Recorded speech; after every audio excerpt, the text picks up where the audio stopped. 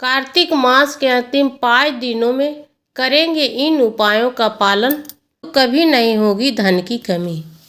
साल में ऐसे 5 दिन आते हैं जब स्वयं देवी लक्ष्मी धरती पर भ्रमण करती है। ये दिन है देव उठनी एकादशी से लेकर कार्तिक पूर्णिमा तक। कार्तिक मास का महीना भगवान विष्णु और उनके अवतारों की पूजा के लिए सबसे शुभ माना जाता है। अगर आप पूरे कार्तिक मास में किसी कारण से भगवान विष्णु की पूजा नहीं कर पाए हैं तो कार्तिक मास के अंतिम 5 दिनों में कुछ नियमों का पालन करने और तुलसी के पेड़ पर 5 दिनों तक दीप दान करने से आपको संपूर्ण कार्तिक मास का पुण्य प्राप्त हो जाता है। तो आइए जानते हैं क्या है यह नियम। कार्तिक मास के अंतिम 5 दिनों में भीष्म पंचक व्रत कहा जाता है जो अत्यंत पुण्यकारी माना जाता है। इन दिनों में कई नियमों का पालन करना चाहिए जिसे पूरे कार्तिक मास का पुण्य प्राप्त हो सके। पहला नियम है सबसे सुबह जल्दी उठकर ब्रह्म मुहूर्त में स्नान करें। इस समय स्नान करने से सभी पाप धुल जाते हैं और मनुष्य को शांति मिलती है। दूसरा, इन 5 दिनों में रोजाना तुलसी के पेड़ के नीचे घी का दीपक जलाना अनिवार्य है क्योंकि तुलसी भक्ति और सौभाग्य का प्रतीक है। साथ ही घर के मंदिर और भगवान विष्णु के मंदिर में भी दीपक जलाना चाहिए।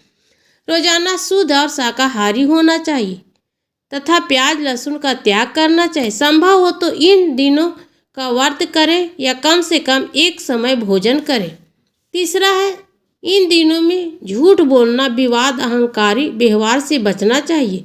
साथ ही ब्रह्मचर्य पालन का भी सलाह दी जाती है। गाय और अन्य जीवों को भोजन करवाना भी अत्यंत शुभ माना जाता है जिससे पूर्वज प्रसन्न होते हैं।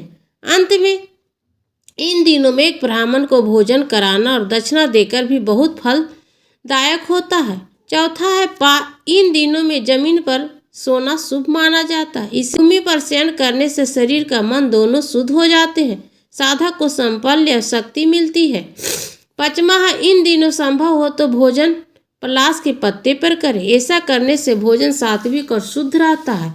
भगवान की कृपा से सहज प्राप्त होती है। पलाश के पत्ते में भोजन करने से पृथ्वी तत्व की सकारात्मक ऊर्जा मिलती है। 6ठा है, कार्तिक के अंतिम दिनों में सूखा या बासी भोजन नहीं करना चाहिए। हमेशा ताजा पकाया हुआ भोजन करें। इससे व्रत का फल सदा सुख प्राप्त करता है।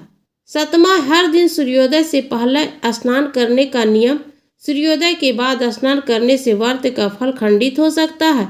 यह आध्यात्मिक और शारीरिक शुद्धि के लिए जरूरी है। 8वां है, कार्तिक मास में रविवार के दिन आंवला का सेवन नहीं करना चाहिए। यह नियम बहुत सारे ग्रंथों में वर्णित है और इससे व्रत की पूर्णता बनी रहती है। 9वां है, इन 5 दिनों में ब्रह्मचर्य का पालन करें। इन 5 दिनों में भीष्म पितामह के धर्मराज युधिष्ठिर को उपदेश दिया है कि भीष्म पितामह आजीवन ब्रह्मचारी थे, इसलिए उनके सम्मान से इन 5 दिन में ब्रह्मचर्य का पालन करना चाहिए। मान्यता है कि इन 5 दिनों में इन नियमों का पालन करने से पूरे कार्तिक मास के स्नान का फल आपको मिलता है।